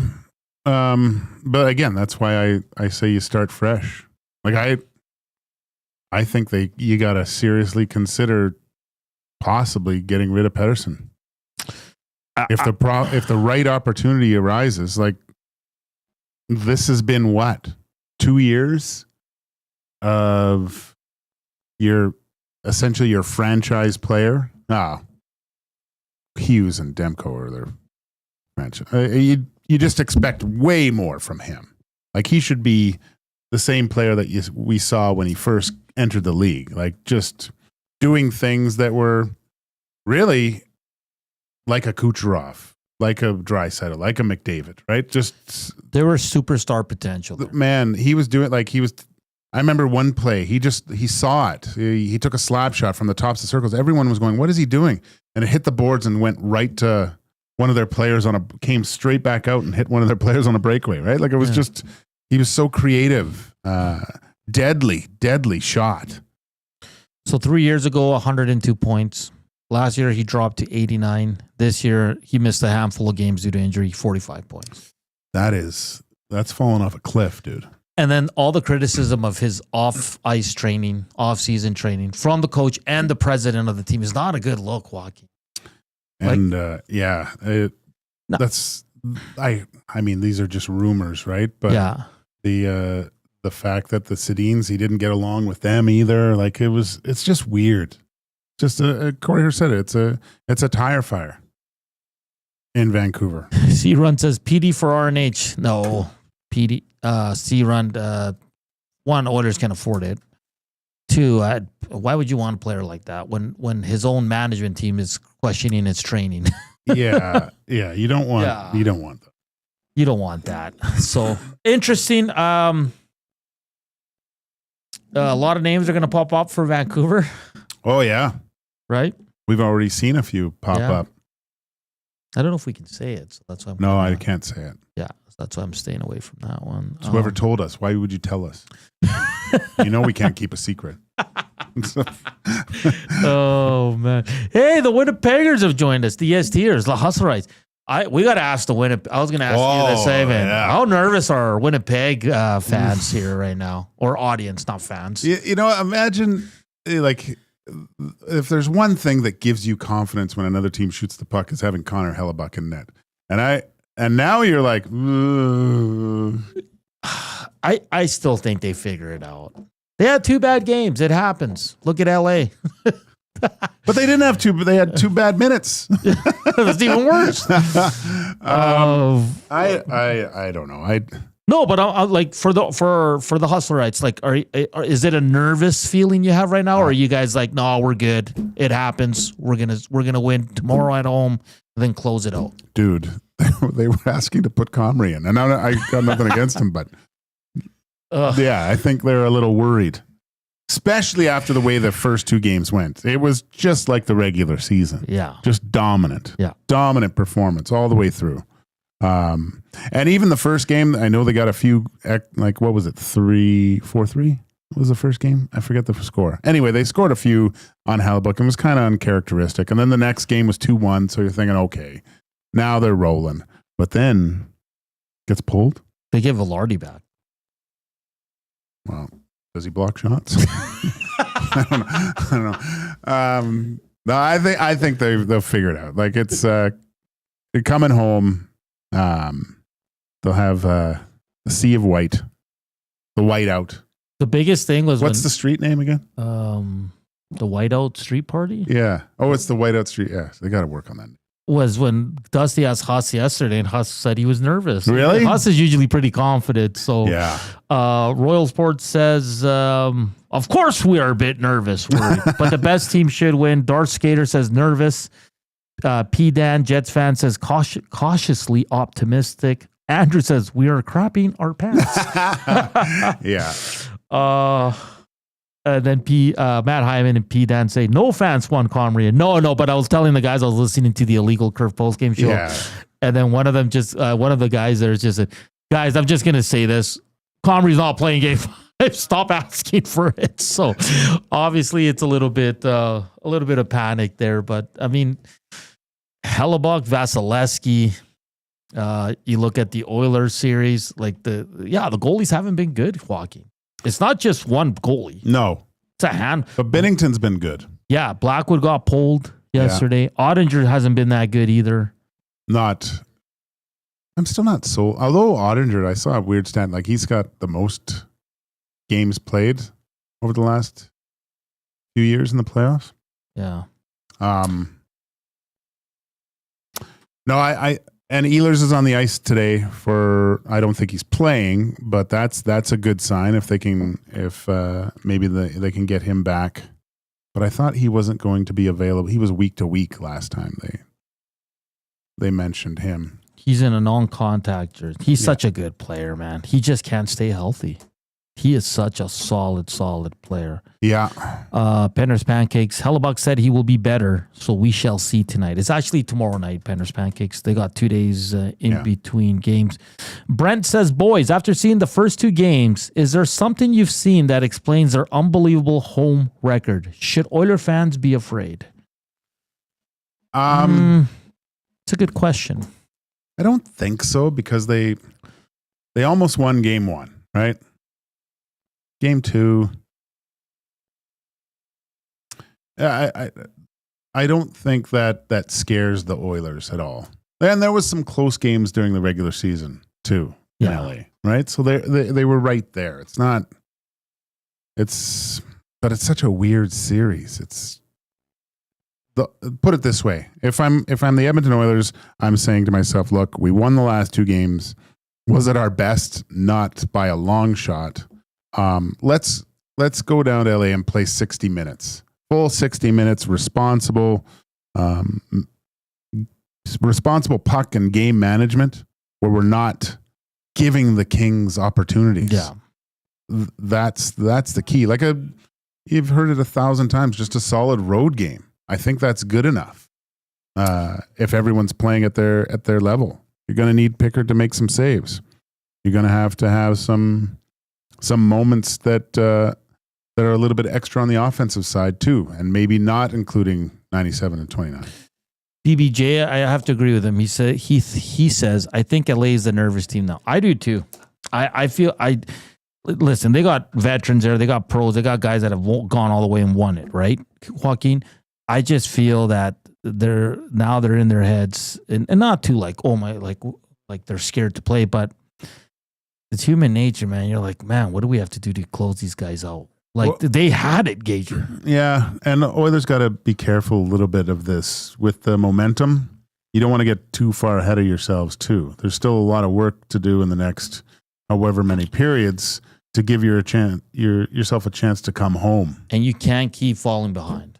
Yeah. Because one game, you're not going to come back. Yep. And we saw that in game 2. All right, we got to get out. DVD is going to join us live from LA. He's down at crypto.com for the game tonight. Game 5, huge game. Keep hammering that thumbs up and keep sending us text to the to the River Cree box, 780-218-9999. We're back after the break with Derek Van Diest from NHL.com. Here's Koob.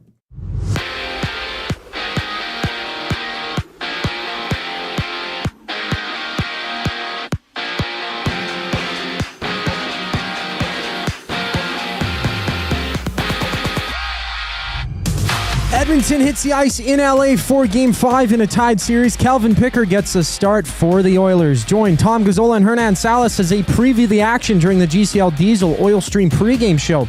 Live on location at Hudson's White Ave. Tune in at 6:30 only on EST. 3 other games are on tap. 2 teams on the brink of elimination. The Sens are down 3-1 to the Leafs, while the Hurricanes look to take the Devils in 5 games. Elsewhere, the Wild and Knights duke it out in Game 5, tied at 2 apiece. On the coast, Canucks head coach Rick Tocchet has decided that he will not return to the Vancouver bench for next season after going 38-30-14, missing the playoffs this past year. In football, the Vikings have signed Pro Bowl linebacker Andrew Van Ginkel to a one-year extension worth $23 million. On the court, there's 4 games. The Bucks on the wall, down 3-1 to the Pacers. The Knicks can take their series against the Pistons in Game 5, while Boston leads Orlando 3-1.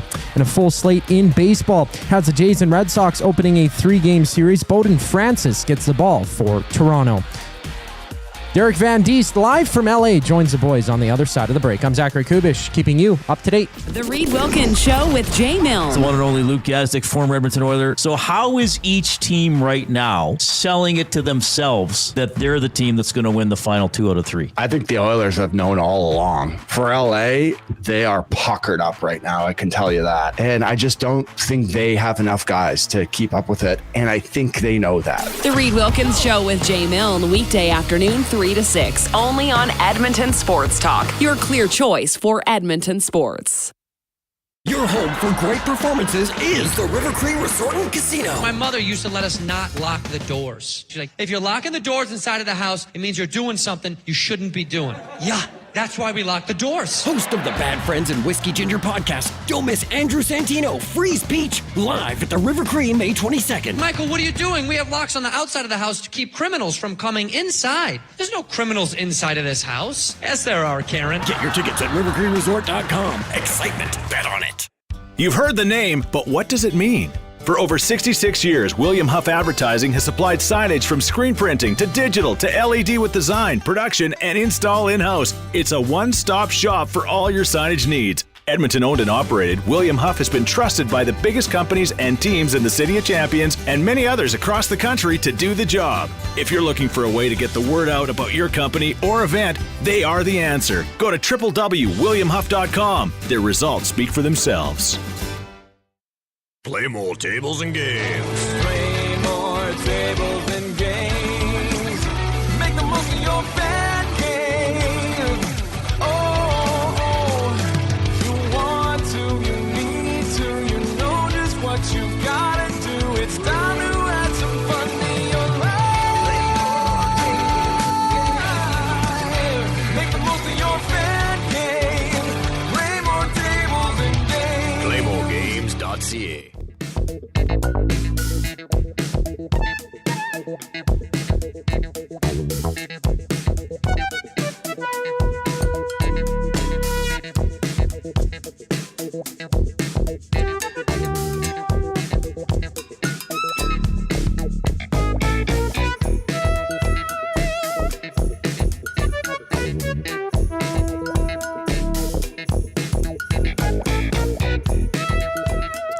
It's 2:43. Welcome back to EST Afternoons. Groovy tune, Koob. Groovy tune.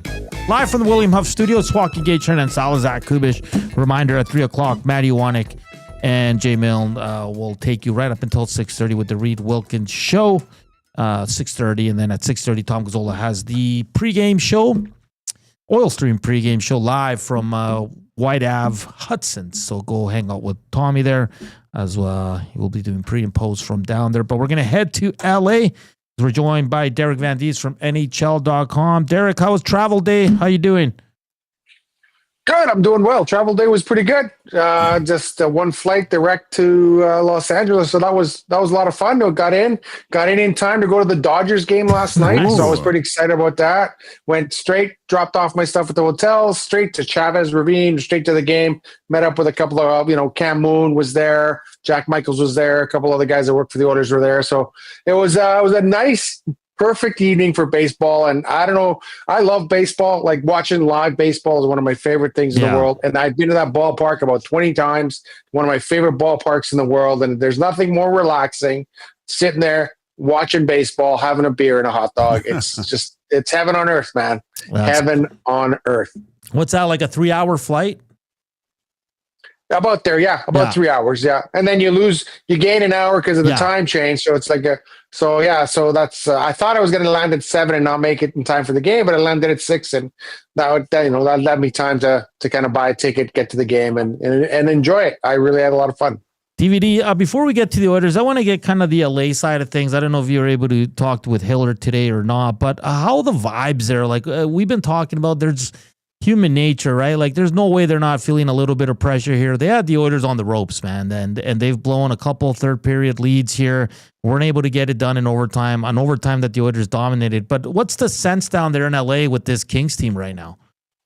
Well, it's kind of funny because Jim Hiller, he's got this back and forth with one of the reporters down here, Dennis Bernstein. Yeah. We all love Dennis. We think he's fantastic. So they have this little rapport back and forth, and it's kind of kidding around, respect. And I think people took it the wrong way the other day when Dennis asked him about blowing another third period lead, and they patched things up today just to make sure everything was okay. But I think. What's happening here is you're right. They are starting to feel a little bit of pressure because they had total control of the series, and they've let it get away. And they've had third period leads, and they've let it get away. And they're letting it get away because they are sitting back in the third period, and they're not coming at the Oilers. And I think that was one of the things that a lot of the local reporters here were saying is like, hey, we are not,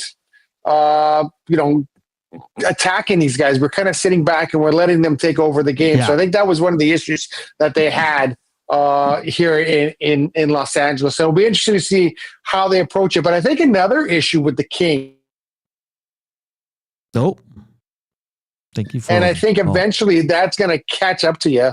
I think down the line. I think that's one of the issues as well, is that can you keep doing that against a team like the Oilers who are getting healthier and healthier and healthier as they go along? So the Oilers are getting healthier, playing with more guys, and the Kings are playing with less guys. And the longer the series goes, that's going to be advantage Edmonton.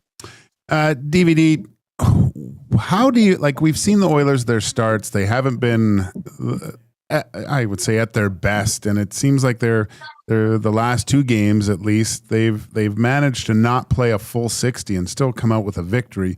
We saw a glimpse into what the Oilers can actually do in overtime, and that's just completely dominate.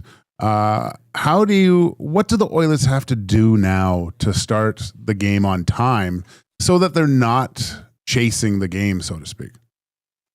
Yeah, and that was a question we asked today. And it's funny because the Oilers in the last 4 years, unless their backs are against the wall, unless they're pushing the boulder uphill, it seems like this team is not happy, right? This team has to have some sort of adversity to come overcome. And it's been that way for the last few years here. But you're right, they want to get off to the good start. And I think right now they're starting to realize that if they press the Kings, if they get on the Kings, if they can roll those four lines and get contributions throughout those four lines, they can put pressure on this hockey team. And you're talking about a Kings team which their best player is 37 years old, and Anze Kopitar, their best defenseman, is getting up there. Drew Doughty was playing 30 minutes a night. Yeah. Can he keep doing that, right? Like, it's things like that I think the Oilers can take advantage of. But yeah, they got to start on time. And enough of this trying to battle back when you're down through 2 goals in the third period. It's not a recipe for success. Connor McDavid said that. We can't keep doing that because eventually, if you're playing from the edge of a cliff every game, eventually you're going to fall off the cliff. And I think that's the situation we're seeing with the Edmonton Oilers now. But they're coming in here. They're feeling confident. It's going to be a crazy crowd in here tonight. Yeah. I'm sure they're going to have the Korean harmonica ladies back. They absolutely love them. I think they're really kind of rallying around that. I'm really looking forward to seeing if they come back. But it's going to be insane here tonight. They're going to have to kind of, the first 10 minutes, they're going to have to kind of hold the Kings off till they find their skating, till they find their stride. But I think it's going to be a great game. But it's a great advantage, a great opportunity for the Edmonton Oilers to steal a win here and go back and try and close this out at home, because they're going to have to win a game here. They don't have home ice advantage, so they're going to have to win a game in LA. And I think this is a situation right now where they're like I said, they're getting healthier. Guys have come back after missing time towards the end of the season. They're finding their timing. They're finding their rhythm. And I think it's just a matter of it's a really good opportunity for the Edmonton Oilers, and I think they sense that. Yeah, they seem almost like more comfortable in this kind of situation, DVD. When you look at the goaltending, I mean, the goaltending throughout the playoffs hasn't been very good. Like, you look at some of the top goalies, the save percentages are all under 9. This series, all 3 goalies have been just okay. Are you of the thinking, though, like, I mean, let's just say the Oilers drop this one tonight, whatever. this is Calvin Pickard's series now, eh? I think so. Yeah. I don't see them going back to, unless Pickard gets absolutely shelled tonight, unless he gets destroyed, unless he gives up 5 goals on 15 shots, something like that. I don't see them going back to Stuart Skinner. We had this discussion at the morning skate today. I think it's Calvin Pickard's series, and it's not necessarily just Pickard, but I think it's the way the team plays in front of him. And Kris Knobloch alluded to that the other day. He doesn't know why, but it just seems the team plays a bit more responsible in front of him. They seem to play better defensively in front of him. Maybe that's just a natural thing when your backup comes in there. You want to be more responsible. You take less chances. You have fewer giveaways. I don't know, but they hung Stuart Skinner out to dry in those first 2 games. Like, you can't pin everything on Stuart. I know they needed a save in game 1. They needed a couple of saves in game 2, and they didn't get them. So now Pickard comes in, and he has given them those big saves when they needed them.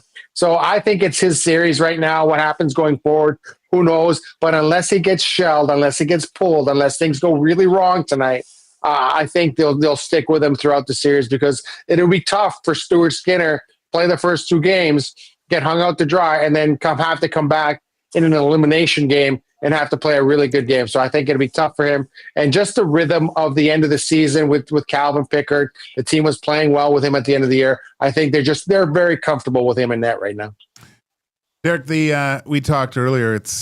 What does this series come down to now that it's a best of 3? We mentioned the goaltending. Is it Leon and Kopitar, or does this series go the way Evan Bouchard's game goes? It seems like when he is playing well, the Oilers starts playing well, the Oilers are going to win. But a lot of mistakes come off decisions off the end of his stick. So does this series come down to the play of Evan Bouchard? It might. Every time Bouchard has the puck in his own zone, tell me people don't get punched up and just fear for their lives, right? Every time he goes back there, right, he gets the puck in his own zone. They're like, oh my God, please don't give it up. Don't do anything stupid. When he's in the other team's zone, you're like, get him the puck. Get him the puck. He'll do something with it. So it's such a Jekyll and Hyde thing with this kid. But yes, he's such a good offensive player. He can turn the game on a dime. Both ways, right? Everything can be going great, and he'll throw the puck up the middle, and all of a sudden. So it's interesting. But yeah, the better he plays, the more responsible he plays, the better off this team is. Obviously, they're missing Matthias Ekholm. Matthias Ekholm's not coming back, so they need other guys to step up. But they can't throw games away. They can't throw the puck away. They can't give up goals. They can't just hand teams goals. And I think goals are so hard to come by in the playoffs. You got to work so hard for them that you can't just turn around and say, oh, well, here's a goal, Los Angeles, or here's a giveaway, Los Angeles, or here's a dumb play by us.